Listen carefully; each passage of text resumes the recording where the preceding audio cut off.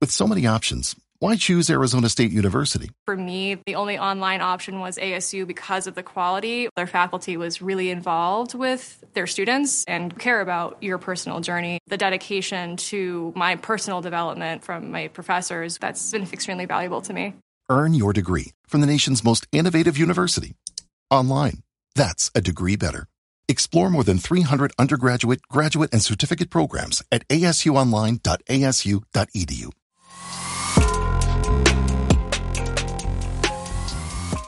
Hola, bienvenidos y bienvenidas una semana más a Rendimiento Evolutivo, el podcast donde hablamos de entrenamiento, nutrición, psicología y todo lo que tenga que ver con el rendimiento y la salud.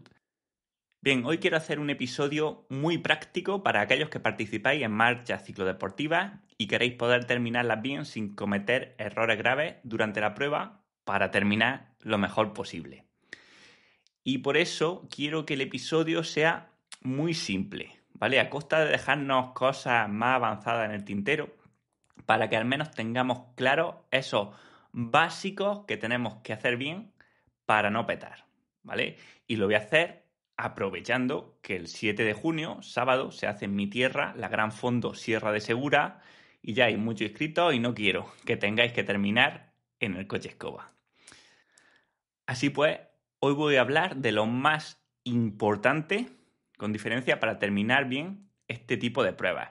Y pese a que la fama y lo que casi todo el mundo se preocupa es en la nutrición, en la hidratación, en la bici, en el material, la realidad es que lo más importante es ser capaces de gestionar bien el ritmo, ¿vale? Es lo que llamamos también pacing, ¿vale? Y es que aunque os pueda dar durante el episodio algunas pinceladas de nutrición, con diferencia, lo que vemos es que la mayoría de errores de la gente novata vienen de no saber ajustarse bien el ritmo y empezar muy fuerte o, a veces al contrario, empezar demasiado suave. Bien, antes de nada es importante entender el contexto, porque estos consejos van a depender de la prueba, la persona y el objetivo que tengamos. En el episodio de hoy vamos a dar recomendaciones para una prueba ciclodeportiva de gran fondo donde el ritmo es libre, ¿vale? Esto significa que podemos regularnos y poner nuestro ritmo sin tener que seguir a los demás, pero también que podemos ganar tiempo si somos listos y ajustamos un poquito el ritmo para ir con más personas con las que podamos darnos relevos o apoyarnos psicológicamente. Así, la estrategia óptima es tratar de estar dentro de unos rangos, ¿vale? Que ahora veremos que pueden ser de pulso, de percepción de esfuerzo o incluso de vatios, y dentro de estos rangos irnos a la parte alta o a la parte baja del rango en función de cómo veamos la situación de la carrera, si se están formando grupos que más o menos van encajando con nuestro ritmo un poco más adelante o un poco más atrás de donde vamos. Porque a veces puede salir mejor perder un poquito de tiempo al principio de la carrera para ir en un grupo, ir ahorrando energía, que luego podamos utilizar o aprovechar en la parte final. Para la prueba voy a daros primero las pautas por pulsaciones y percepción de esfuerzo, que es lo que la mayoría vais a tener y con lo que creo que os vais a equivocar menos, ¿vale? Y luego al final pues hablaré o daré unas pinceladas de potencia para los más avanzados. Bien, para la percepción de esfuerzo vamos a usar una escala de 1 a 10, ¿no? Donde un 1 es una percepción de esfuerzo mínima, o sea, ritmo de verano azul, donde no nos estamos cansando nada, y un 10 es un esfuerzo máximo, en el cual ya no podríamos ir más fuertes, ¿vale? Y estamos a punto de tener que aflojar o parar, ¿vale? Tenemos que pensar en esa escala de mínimo a máximo en cuanto estamos. Por ejemplo, un 3 sería un esfuerzo ligero, donde haces fuerza en los pedales, pero el ritmo es tranquilo y puedes hablar sin que se note que estás haciendo ejercicio. Un 5 sería un esfuerzo moderado, un ritmo al cual puedo hablar. Un 7 sería un esfuerzo duro, al que puedo hablar, pero no me apetece hablar. Un 8 ya sería un esfuerzo bastante duro, ¿no? Donde solo puedo hablar con monosílabos. Un 9, un esfuerzo muy duro, ya no puedo hablar, pero siento que tengo un puntito más, ¿no? Y ya un 10 donde no lo tengo. Bueno, bien, como digo, no se trata tanto de memorizar la escala, sino de hacer introspección y pensar durante los entrenamientos, en las series, en los esfuerzos, de un 1 a un 10, a cuánto de mi máximo me estoy esforzando en este momento. Obviamente no vais a saber un número exacto, ¿no? O sea, esto no es una matemática que te va a decir 6,5, ¿no? Tú puedes saber que más o menos entre un 6 y un 7, ¿no? Por tu experiencia, y siempre nos vamos a mover dentro de un rango de percepciones, ¿no? Nunca va a ser un número exacto porque no lo existe. Y luego, para frecuencia cardíaca, que quizás es incluso más sencillo si no tenéis experiencia escuchando vuestro cuerpo, pues lo que vamos a hacer es simplemente usar porcentajes del pulso máximo, ¿vale? Que es lo más simple y lo más sencillo. Pero eso sí, ¿cuál es tu pulso máximo? Pues no uséis la fórmula de 220 menos la edad ni ninguna fórmula de esas generales, ¿vale? Lo mejor es que cojas el pulso más alto que hayas visto con relativa frecuencia, ¿no? O sea, 3 o 4 veces, por lo menos, a lo largo de un año, ¿vale? Que sepamos que no ha sido un fallo del pulsómetro que en alguna bajada se ha disparado, sino que sea algo que, bueno, sea representativo de tu pulso máximo. Y si no lo tienes, pues puedes hacer un test específico para ello, ¿no? Un día que salgas con la grupeta o un día que vayas solo, pues busca un segmento, por ejemplo, de 3 a 5 minutos de Strava, por ejemplo, y lo haces a tope y a ver a cuántas pulsaciones llegas. Bueno, alrededor de ahí estará tu pulso máximo. También que 2 pulsaciones arriba o abajo no va a cambiar nada a la hora de la carrera. Cada una de estas métricas tiene sus cosas buenas y malas. La percepción de esfuerzo tiene el problema de que mucha gente no sabe escucharse y vamos, le cuesta muchísimo entenderse, ¿no? Gente con poco nivel. El pulso tiene el problema de que seguramente saldremos nerviosos o muy estimulados y puede ser que vaya más alto de la cuenta al principio. Bueno, lo ideal sería incluso que pudiésemos ir juntando las dos y que pudiésemos ver más o menos un promedio entre la percepción de esfuerzo y el pulso para ni equivocarnos con una ni equivocarnos con otra. Así que, entrando en materia, ¿vale? Y recomendaciones para la prueba. Lo voy a ir haciendo en base al recorrido. Mira, los primeros 20 kilómetros pues son semillanos, ¿no? Y además neutralizados, así que ahí se trata de ir tranquilos y simplemente pues preparándonos mentalmente para lo que está por venir, ¿vale? Idealmente intentamos no pasarnos de un 5 de percepción de esfuerzo y el pulso pues debería quedarse por debajo del 65% de nuestro máximo, aunque bueno, como he dicho, es factible que por los nervios vaya un poco más alto, aunque tu percepción de esfuerzo sea muy ligera, ¿vale? Para evitar que el pulso vaya por las nubes y además para hacerlo mejor, mi consejo es que no tomes cafeína antes de salir. O en todo caso, y si estás acostumbrado a tomar café, pues bueno, tómate un café, ¿no? O sea, toma poca cafeína. Porque la cafeína antes de salir lo que te va a hacer, lo primero es que infraestimes el ritmo que estás llevando, o sea, que te pases y que vayas nervioso, vayas gastando balas, ¿no? Y además va a reducir el efecto que te va a hacer al final de la prueba, que es donde necesitas realmente ese chute de cafeína. Y además, por contraste con la salida, también te vas a sentir peor al final si tomas la cafeína antes de salir que si la tomas a mitad de la prueba. Pues estamos hablando de una prueba de 6 horas en adelante. Por ejemplo, lo que puedes hacer es tomar cafeína cuando lleves la mitad de la prueba, ¿no? Por ejemplo, pues junto al maillot de regalo vaya a tener un gel con cafeína de Victory Endurance. Pues puedes usar ese u otro que hayas probado en entrenamiento y que sepas que te va bien, ¿no? La dosis de cafeína pues ya es más personal, ¿no? Las recomendaciones de suplementación como ayuda ergogénica para la cafeína muestran que los máximos beneficios se suelen dar al llegar en torno a 3 miligramos por kilo de peso, que bueno, para una persona de 70 kilos, pues vienen a ser unos 210 miligramos de cafeína, ¿vale? Esto viene a ser como 3 cafés.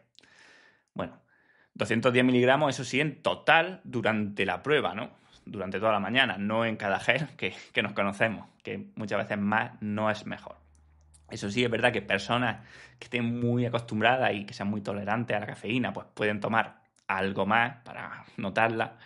Y las personas que nunca toman, pues tendrán que tomar menos o no tomar nada si notan que a ellas les va mal.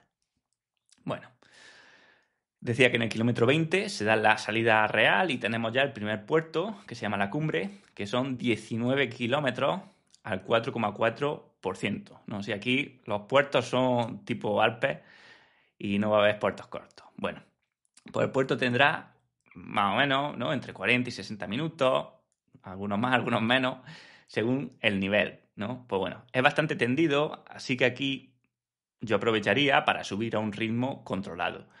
Mi recomendación aquí es que vayáis en la zona 3 baja, que estaríamos hablando de una percepción de esfuerzo a esta altura baja, ¿vale? De un 6, un 7 sobre 10, fijaros. Y el pulso, pues más o menos entre el 75 y el 82% de la frecuencia cardíaca máxima. No más de eso, ¿vale? A este ritmo, pues obviamente en el primer puerto lo que vas a sentir es que te estás guardando mucho y que la gente se te aleja, ¿no? Pero tienes que tener tranquilidad porque es una prueba muy larga y obviamente la mayoría de gente no va a hacer caso del podcast y la gente pues no sabe regularse y con la motivación pues van a salir como miuras. Bueno, en todo caso puedes apretar un poco más, ¿vale? Si ves un grupo cerca. Pero también, como me gusta decir, para apretar siempre hay tiempo, ¿no? O sea, si pecáis de prudente al principio, bueno, pues vais a tener más energía al final, ¿no? Y ya está, podéis compensar apretando más en la última parte, pero el que se pasa en el principio, ¿no? O sea, cuando petas, pues ya no hay Dios que te salve. Bien, pues tras coronar el puerto hay aproximadamente 30-35 kilómetros de terreno ondulado, casi siempre picando para abajo, ¿no? A la orilla del río. Primero se llama Río Madera, después se llamará Río Segura. Y bueno, esta es seguramente la zona más bonita de la prueba, así que aquí hay que ir guardando energía. O sea, mi recomendación es que en las bajadas pues os dejéis ir y no pedaleáis fuerte, o sea, no gastéis energía, porque lo que se puede ganar de tiempo en las bajadas es muy poco a cambio del gasto que hay que hacer de energía o de riesgo. Y bueno, yo en las bajadas iría siempre en zona 1, ¿vale? Una percepción de esfuerzo menor a 3, o sea, fácil. Y ya en los llanos y repechos que vaya viendo, pues sí, entrando en zona 2, zona 3, ¿vale? Aproximadamente percepción de esfuerzo 4 o 5 sobre 10, ¿vale? 65-75% del pulso máximo. O sea, todavía, fijaros que hasta el kilómetro 70, más o menos, vamos controlando y no hemos llegado a sufrir o a sentir que sufrimos. Pero bueno, en el kilómetro 70 ya empieza el segundo puerto de la prueba larga, que tiene casi 30 kilómetros, ¿no? 29 kilómetros al 3,3%, pero bueno, es verdad que la pendiente engaña, ya que tiene descanso entre medias y la mayoría del tiempo las rampas son un 6, un 7%. O sea, es un puerto muy guapo, sobre todo al principio es muy, muy guapo, pero muy largo y muy duro. Calculad que vaya a estar pues más de una hora subiendo seguro y bueno, la mayoría por hora y media, ¿no? Entonces, bueno, mi recomendación es como en el primer puerto, intentar ir en la zona 3, en las partes de subida, ¿vale? Y dejarse llevar o recuperar en los descansos. Claro, como vamos a estar aquí ya más tocados, pues ya llevamos 70 kilómetros en las piernas, pues aquí la zona 3 ya va a estar en un esfuerzo más alto, ¿vale? Vamos a hablar de un esfuerzo de un 7-8 sobre 10, que es un ritmo pesado al que podemos hablar, pero bueno, ya se empieza a hacer un poco pesado y en pulso pues un poco también más alto por la deriva cardíaca. Ya vamos a estar entre 80-85% de la frecuencia cardíaca máxima, ¿vale? O sea, imaginar una persona de 200 pulsaciones de máxima, pues ya tendría que subir aquí más o menos entre 160 y 170. Bien, en el kilómetro 90 se pasa por Santiago de la Espada, donde estará el tercer avituallamiento, pero el primer avituallamiento sólido, ¿vale? Este avituallamiento pues, es uno de los mejores para parar, porque el tiempo que estás parado estás recuperando y como está en mitad todavía del puerto, al salir hay que seguir subiendo, pues bueno, viene bien comer o parar y tomar algo ligero para continuar. Bueno, tema de nutrición, aunque no voy a hablar en este podcast a fondo, deciros que en los avituallamientos habrá los siguientes alimentos, ¿vale? Que serían fruta, pan con aceite o con jamón serrano, miel, gominolas, dulces típicos, agua, refrescos y miel. Y guayaba. En fin, aquí ya cada uno irá comiendo según vea, ¿no? El que vaya más tranquilo, pues le tirará al pan con aceite y jamón. El que vaya más en modo competición tirará a los alimentos más fáciles de digerir o más altos en hidratos. Bueno, cualquier cosa sirve. Y tras coronar este puerto, empiezan 35 kilómetros de bajada por una carretera muy ancha y muy bien asfaltada. Entonces, muy buena para ir rápido, para subir la media, en los cuales es verdad que hay 3 repechos que hay que subir pues con paciencia, ¿vale? Así que en este tramo de bajada os diría lo mismo, ¿vale? Mi recomendación, por deciros así, es que si la velocidad es más alta de 45 por hora, lo mejor es agacharse y ya está, no merece la pena ni darle a los pedales porque es mejor recuperar y que la bici avance. Si va a más de 35, 40, pues me obligaría a pedalear, pero ligero, en zona 1, ¿vale? O si es llano, pues en la zona 2, ¿vale? Que en este caso, en zona 2 ya, con 110 kilómetros en las piernas o 100 kilómetros, pues va a ser una percepción de esfuerzo ya dura. 6-7 sobre 10, 70-80% de la frecuencia cardíaca máxima.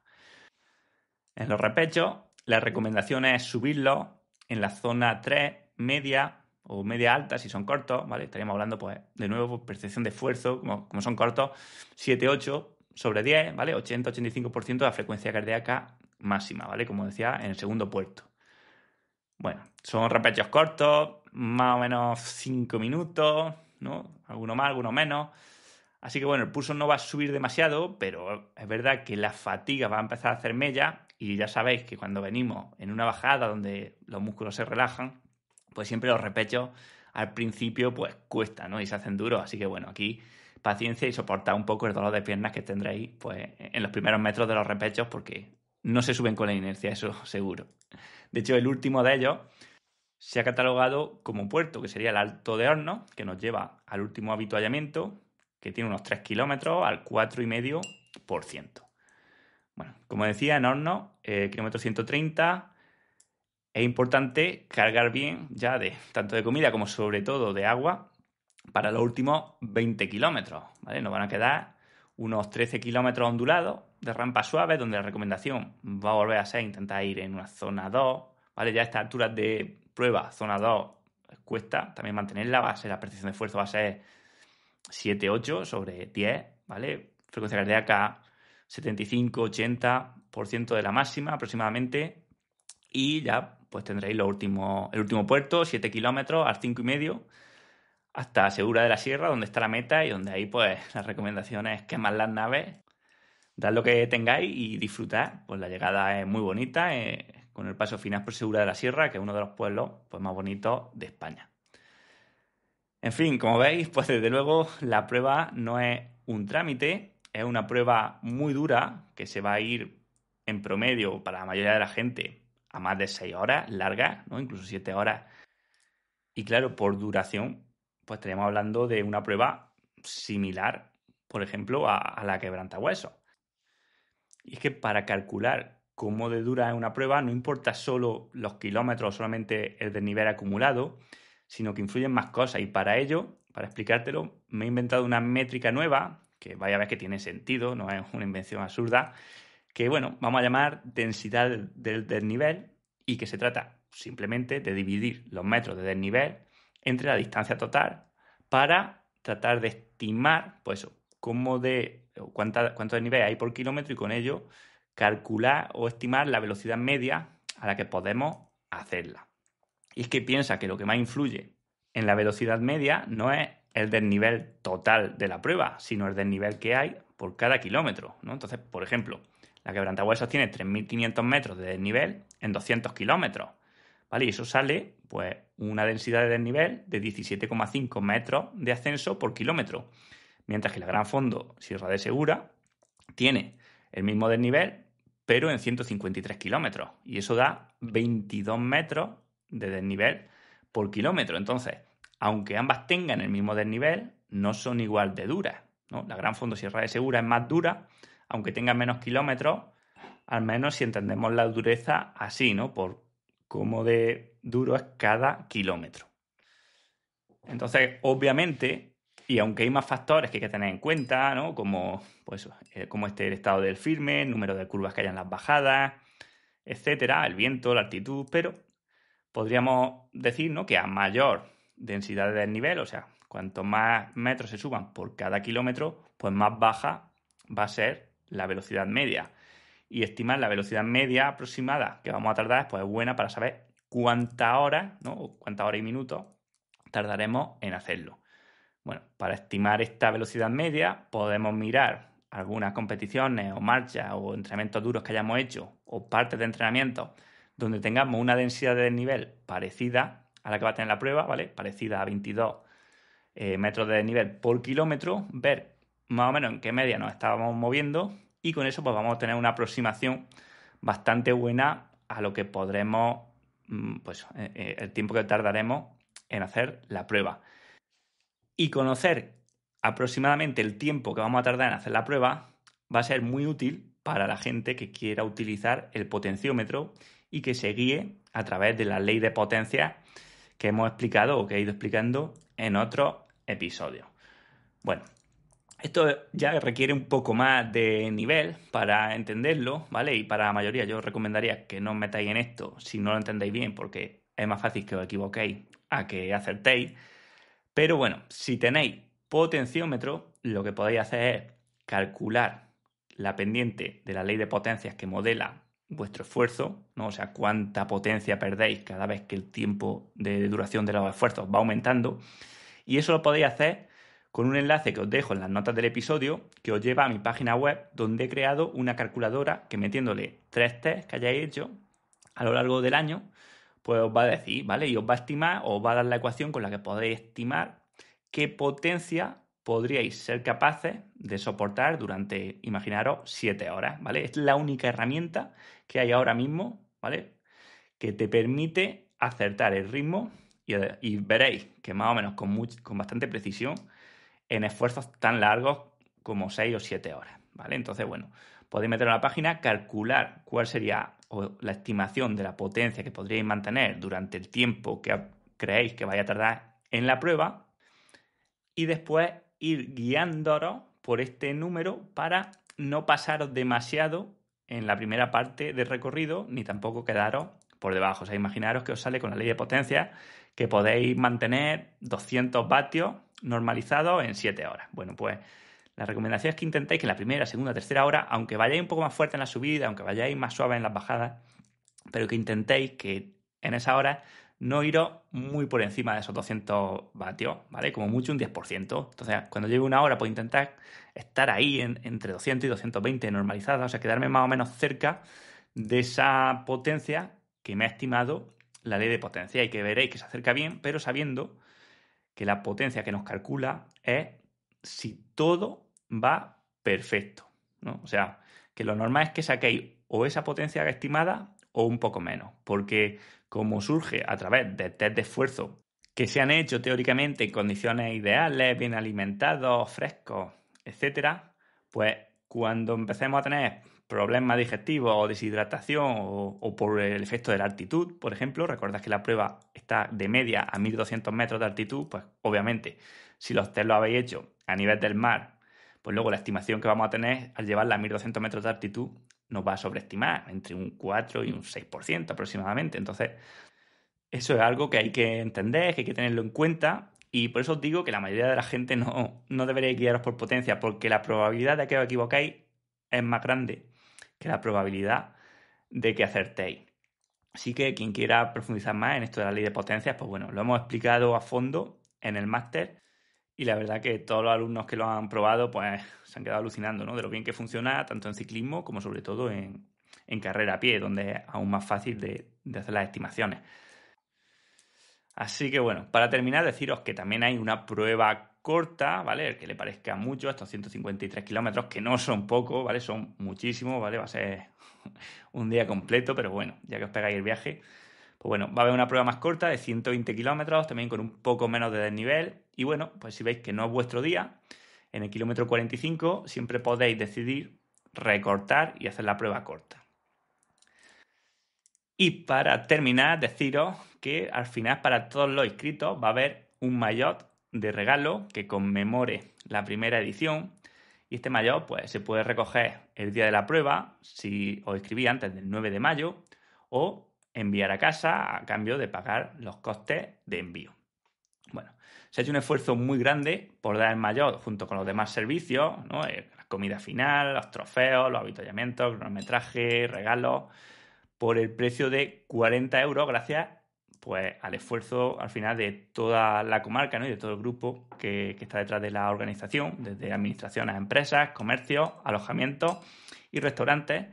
Así que bueno, desde aquí dar las gracias a todos los serranos que escuchen esto y que se están volcando con la prueba, colaborando de una o de otra forma. Y a los que os queráis venir, pues también os voy a dejar un link en las notas del episodio con toda la información, ¿vale? Recordad, el nombre es Gran Fondo Sierra de Segura, Gils and Bus. y es el 7 de junio, ¿vale? No lo confundáis con otras pruebas que también pasan por zonas cercanas, pero que van por la parte de abajo de la sierra, por los olivares, mientras que la nuestra es la que va por el recorrido de montaña. Y sin más, hasta aquí el episodio de hoy. Yo soy Manu Soler Arjona y esto ha sido Rendimiento Evolutivo.